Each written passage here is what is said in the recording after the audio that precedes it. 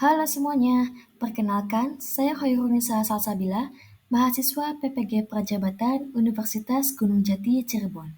Kali ini saya ingin menjelaskan mengenai perjalanan pendidikan nasional. Arti pendidikan menurut Ki Hajar Dewantara yaitu tuntutan di dalam hidup tumbuhnya anak-anak.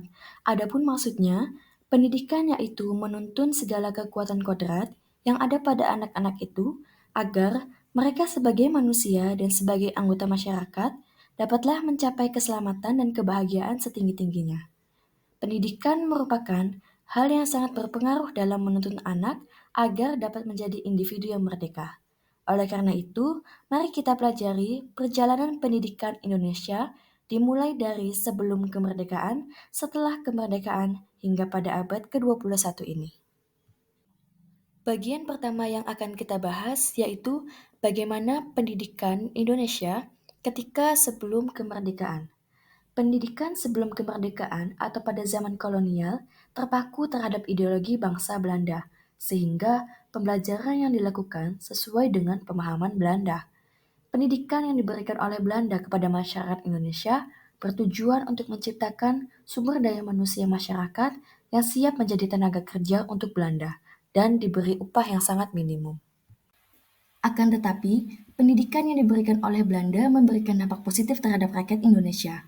Perjalanan pendidikan Indonesia sebelum kemerdekaan hingga saat ini dimulai dari inisiasi Bupati dalam mendirikan sekolah kabupaten yang hanya mendidik calon pegawai.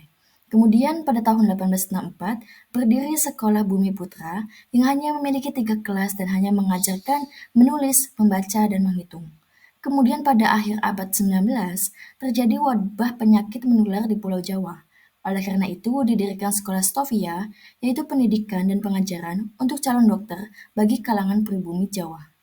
Kemudian pada tahun 1920, lahirlah cita-cita baru yang mengusul dari pemikiran gabungan kesadaran kultur dan kebangkitan politik gerakan transformasi untuk perkembangan pendidikan Indonesia sebagai gerbang kemerdekaan dan kebebasan kebudayaan bangsa yang bisa menjadi landasan sistem pendidikan dan pengajaran.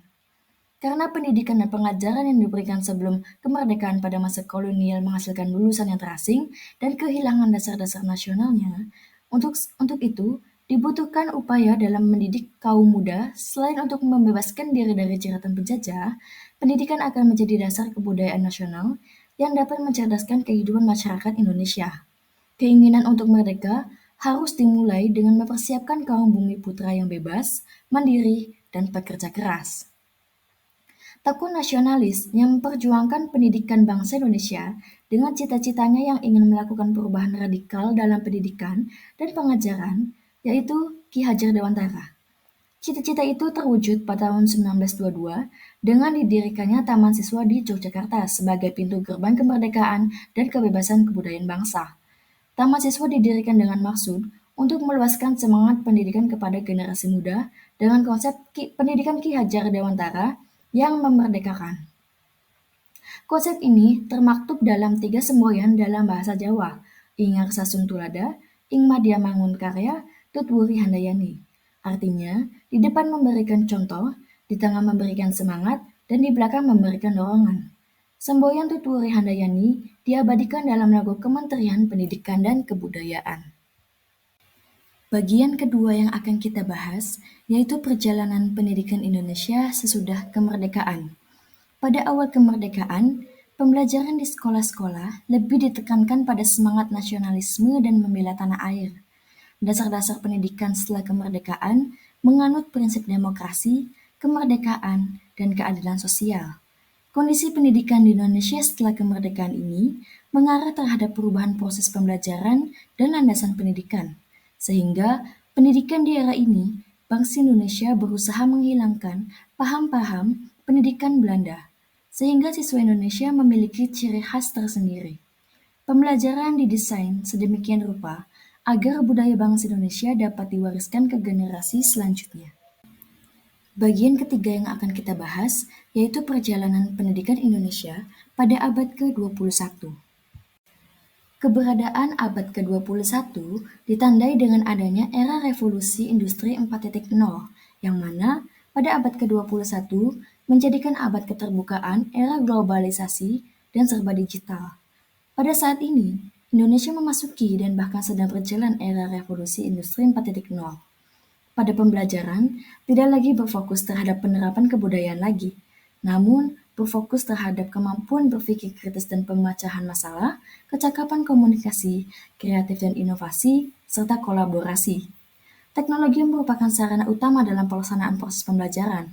Sebagai seorang guru, kita perlu meningkatkan kemampuan adaptasi teknologi serta dapat memanfaatkan teknologi untuk mengembangkan pembelajaran sehingga akan membentuk siswa atau peserta didik yang memiliki kecakapan di era serba digital. Perjuangan Ki Hajar Dewantara adalah bentuk investasi kepada generasi bangsa, di mana beliau ingin bangsa ini memiliki karakternya sendiri yang sejalan dengan nilai positif leluhur dan norma-norma yang berlaku. Jika dikaitkan dengan konteks pendidikan sekarang, maka sangat layak dan tepat saat ini menggunakan konsep pendidikan karakter dalam Merdeka Belajar.